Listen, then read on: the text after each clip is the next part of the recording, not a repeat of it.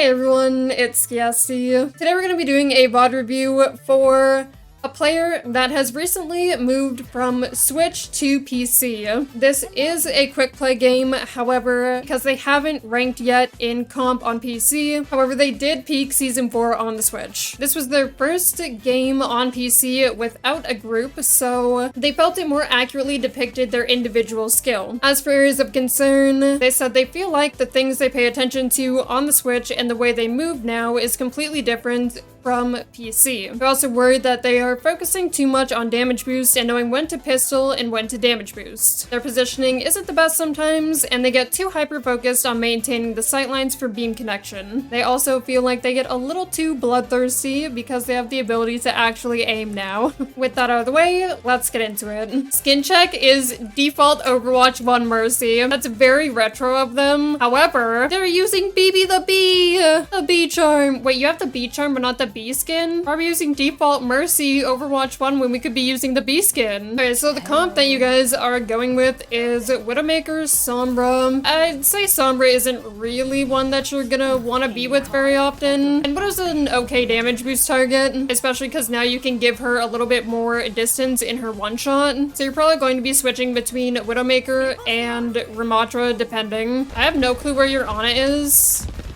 I was gonna say, I don't... Oh! What happened to that poor Ramatra? I got booped. That's so sad. Okay, well, where's your Ana first of all? Girl, hello? Oh, she's up here. So your Ana probably could have helped you a little bit with this. Oh, it is open queue. Oh my gosh, this is open queue too. I don't know what your Ana was doing real quick. Oh, she did not care about your Sigma at all. Poor guy. So because your Ana is preoccupied, I don't really mind that you're helping your Sigma out. And, I mean, you could have Guardian Angeled forward to help him, but you would have likely gotten intercepted by their supports here, and they would have just, like, done damage to you here while you're trying to help your Sigma. Ramatra, it's Ramatra. He's literally Ramatra. It's not Sigma, he's Ramatra. That's a Ramatra, Skiesti. It's Ramatra. Although I will say, instead of watching him just fall to his death, as funny as that is, you could, since you don't really have anyone else to be with at the moment, pull out your pistol earlier and just like shoot at who you can see so that you're still doing something.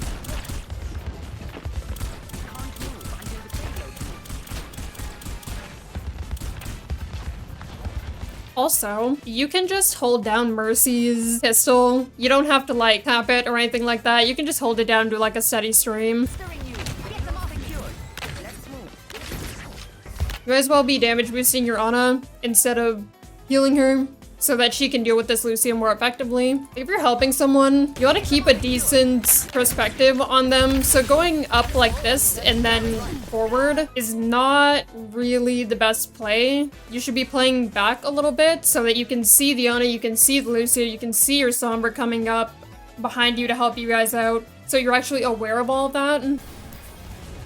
Here, I would use your Ana to jump to your Widowmaker over here on the high ground so that she can get some healing. Because you generally want to be aware of where everyone is playing, and your Widow's just here on the rooftop. And even if you're not going to be like saying they're damage boosting, you do want to make sure that she's like, you know, healthy. Also, they do have 4 players right now, but I'm sure they'll get another one. I think when your Ram kind of backs up and your Widow goes forward like this, I would encourage you to be up with your Widow a little bit sooner. If you wanted to do that in a safer way, so that you're not potentially peeking this sightline, you could come around here and sit here to help her.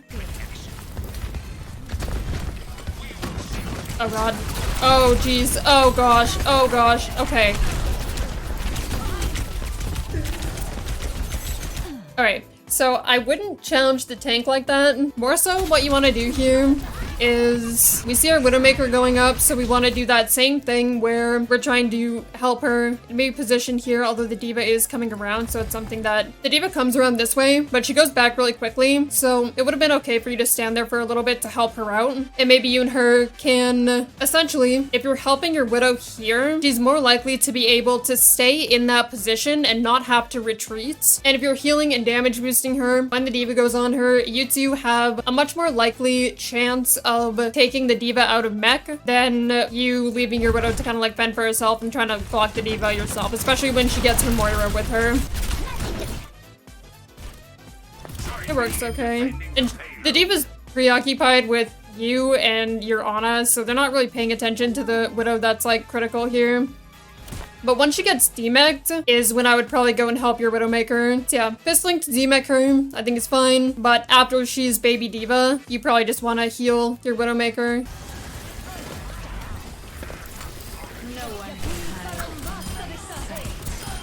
Good to get rid of the turrets. Heroes never die.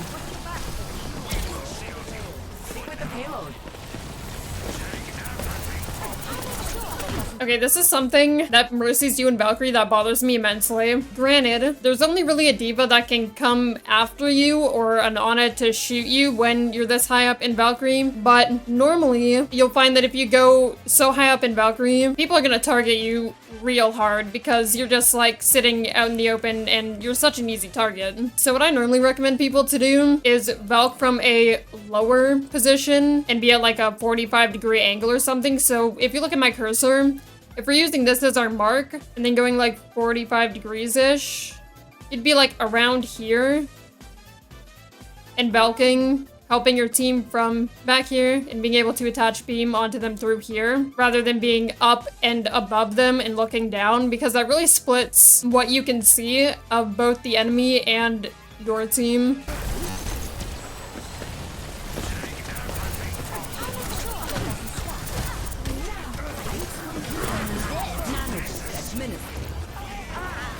Okay, one thing, when Ram starts to ult, he's not really low, so you can start off with damage boost, and he also gets nanoed. And I get why you don't end up going for that res, because the Doomfist is back there.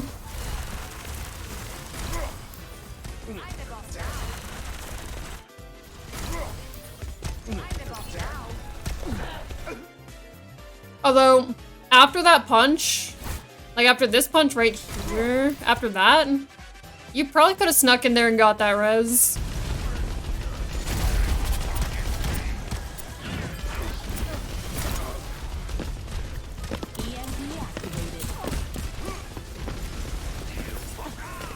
Oh, your poor Ram.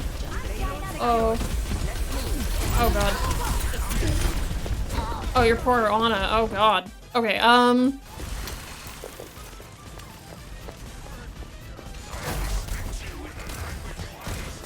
so Nurmacha starts out here and goes into his Nemesis form. You can start by damage boosting him. Your Ana's right here. She's gonna be able to help him as well. So you should be damage boosting him to try to get more damage into these two over here.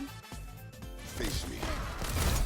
And then once he's punched away, I'd start making my way this way, because the likelihood of him being able to come back around here is so low because there's 4 people here, right? So his better option is to back up through here. So we want to be able to meet him and try to help him out there. And here, when we're like pistoling and walking in here, we're wasting time that we could spend walking back this way to meet up with him. And then when we do back up, we're not paying attention to her Ana, so she's just getting doped by the D.Va, and she ends up dying because of it. When we're walking away here, like currently we're not really doing anything, right? So we might as well just put our beam on our Ana and help her back out with us, because we know she's with us. Payload is advancing.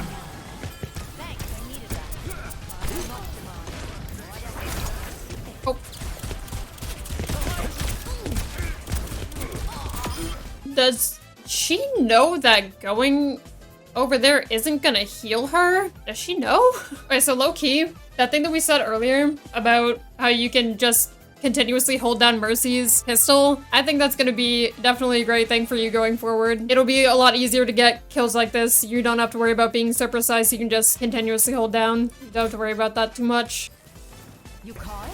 Translocator. I will say, this one is quick play, so it doesn't matter too much. But normally you don't want to spend too much time messing around like that. Just leave her to her own devices. She'll get a health pack eventually. She'll realize it. But ideally you just, you know, if someone's doing that, especially if it's Sombra, like just let her get some health packs and then just go back with your team.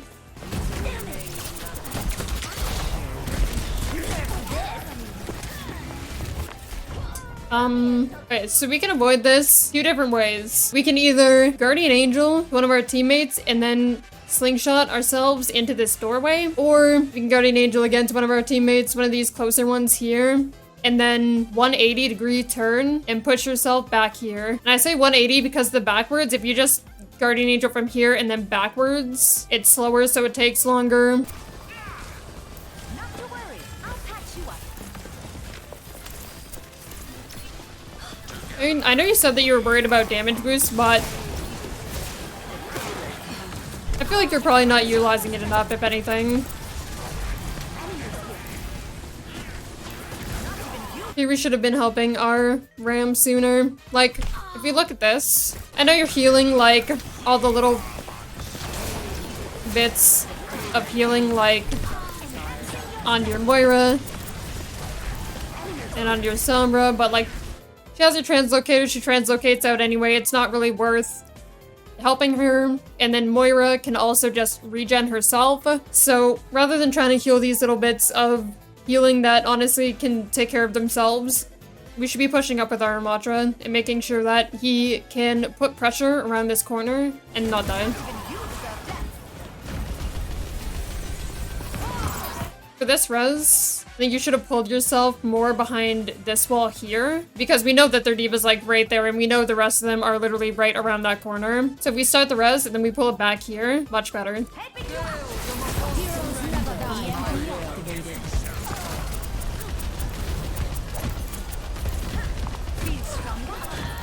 I think Valking here to try to stabilize your team works. I think it's good. Mei is so far away from the rest of your team that what's better to damage boost, the one Mei or the 3 people aggressing here? Like, the 3 people aggressing here is much better to damage boost. You should be damage boosting here as well. And if your Mei gets too low, she has her freeze if she needs it.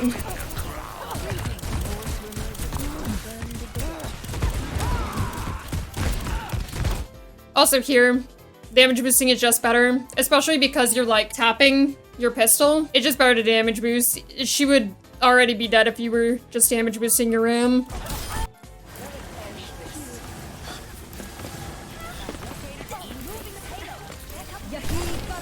Okay, I have no clue what on earth happened to her, but to combat that, you want to make sure that you know where the enemy is. So we do have 2 enemies that are near our team, right? But that last fight was so staggered that their 2 tanks are still coming back from spawn. So if we can hear the Moira on top of us and we can see the Sim in front of us, we know where 4 of their teammates are right now. We don't know where the Ana is, but the likelihood of an Ana coming through this room over here and trying to do something here is pretty slim, unless that's just like their playstyle or something like that. You end up colliding with the bomb, so it kind of stops you. That's so unfortunate. But even then, in this situation, we can see the Sim coming for us, and we can hear the bomb coming in, and the Moira too. So best thing that we can do is keep walking around here and hope that this is going to be enough to cover the bomb here. And if we shove ourselves right into this corner, it should be enough to keep you alive from this bomb. Healing stream connected.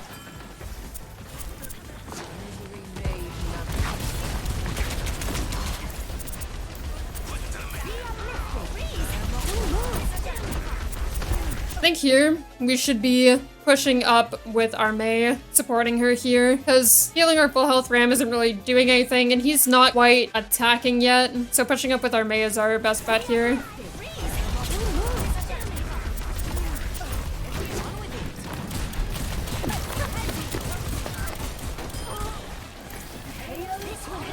His freeze does get their queen. If we were with our Mei helping her with her ultimate, we could have likely been able to kill the jungler queen. Your team pretty much has this diva covered, so we don't really need to worry too much about it.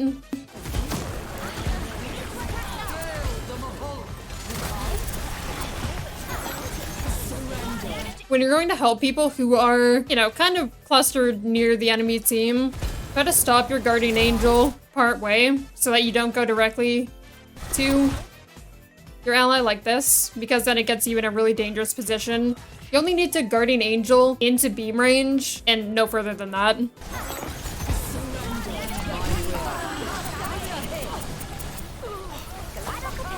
I like the damage boost on the coalescence, but try to make sure that beam doesn't break when you're damage boosting her through it.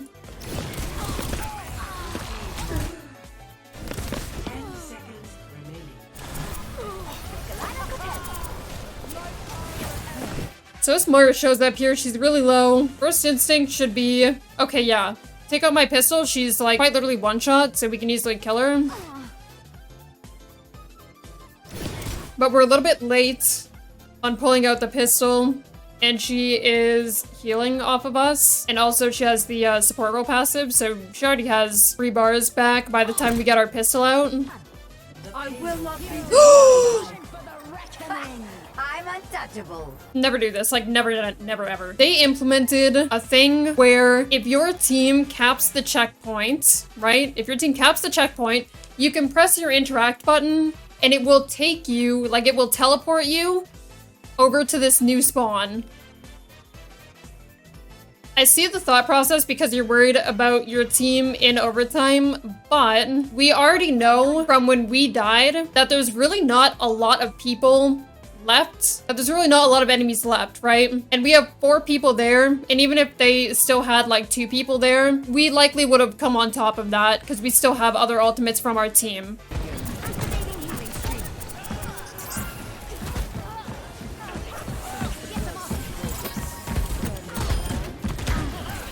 Okay, it works. It's fine.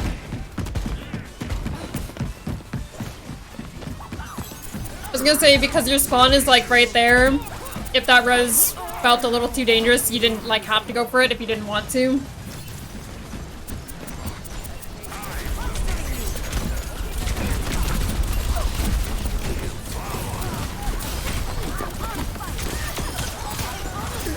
Okay, pistoling here like kind of works, but at the same time, you pistoling is what ends up getting your Mei killed. And if you are being pressured, a lot of the times, instead of pistoling to defend yourself, it's a lot better to reposition yourself to defend instead. So if you back out here after the diva uses her shift to come onto you, it's more likely that you stay alive and your teammates stay alive. And even damage boosting Mei would have been better. Like not only just beaming her so that she doesn't die, but damage boosting her instead of pistoling. Because yeah, it's not like diva can eat Mei's primary beam here.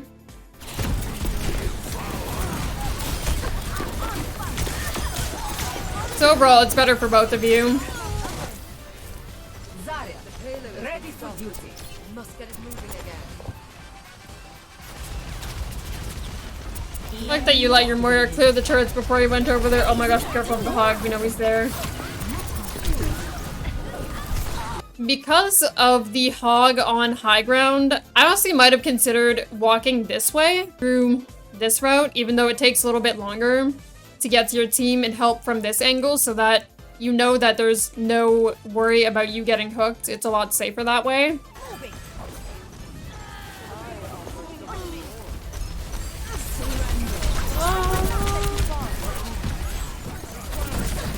So personally, I normally don't really like rezzing Sombras unless, you know, we need EMP or, you know, what have you. But when you're in a situation where, okay, here, by the way, because Zarya's shields can regen and she's not really taking damage, you can damage boost to finish up the Symmetra, and then you can heal the Zarya afterwards. Gotta be okay with damage boosting lower, like, targets that are missing health, and then healing them afterwards.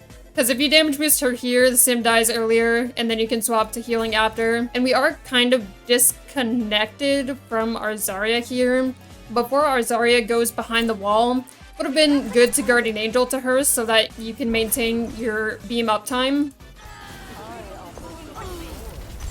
This res, if you wanted to go for it, you should have positioned yourself, like curved yourself more towards this wall and taken more of a moment to position yourself before going for it.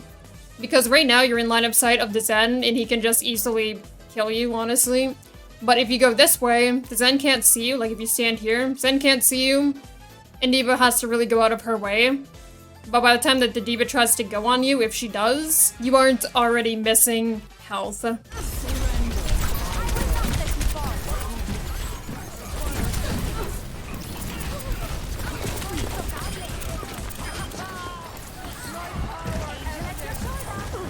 In situations like that, you normally want to damage boost Coalescence just so you can get the most value out of it as you possibly can.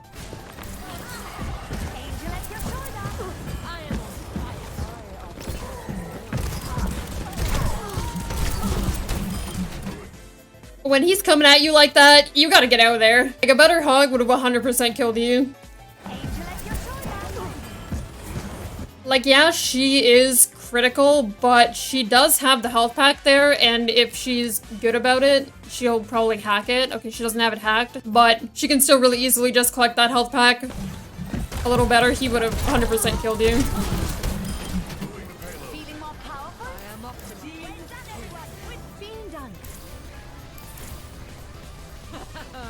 So here for the last fight, you're gonna want to get Valk as soon as you can.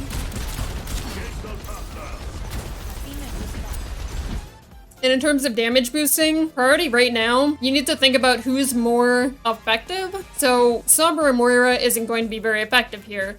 Soldier is going to be the most effective unless someone's close to your Zarya and she has decent charge, then she's going to be the most effective.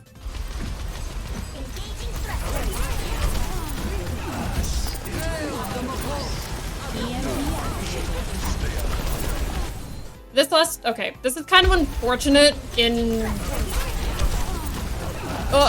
this last part's kind of unfortunate. One, I would highly recommend working on being a little bit faster with swapping beams between your different teammates. Two, lower your beam sensitivity, because if you find that you're not able to get your beam on these guys because they're so close together, it means you need to lower your beam sensitivity so that you can actually accurately switch between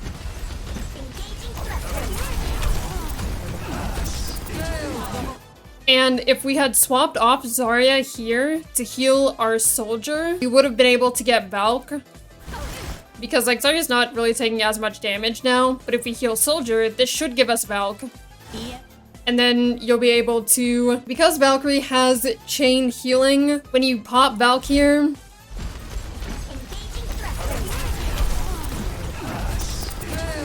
it'll be able to keep your teammates up better with that chain healing, especially with how close they are. And you would also be able to, I know it's not really your job here because your Sombra should be able to, but these guys are really low, and since you would have Valk, you should be able to contest the point a little bit while getting your team into a safer healing range. Although keep in mind that when you do go to contest in Valk, that they do have Symmetra, so there are turrets all over here, so the kind of positioning you'd want to take to contest here in Valkyrie would be more like over here, or like here. So you can basically play to keep your beam on these guys here and just trigger OT here and there. Don't stay on the cart because I think this range would potentially get you here. So you'd come back every once in a while and then like re-trigger OT here, but come out of range again so that you're not being hit by the turrets. And then when Valk is ending, hopefully your team has stabilized a little bit more so they can be the one touching and you can just fall back safely behind here again. Because you guys do have a lot of ultimates, and being able to get Valk and use it like that would have been a huge advantage for you guys in this fight. Yeah, that's all I got.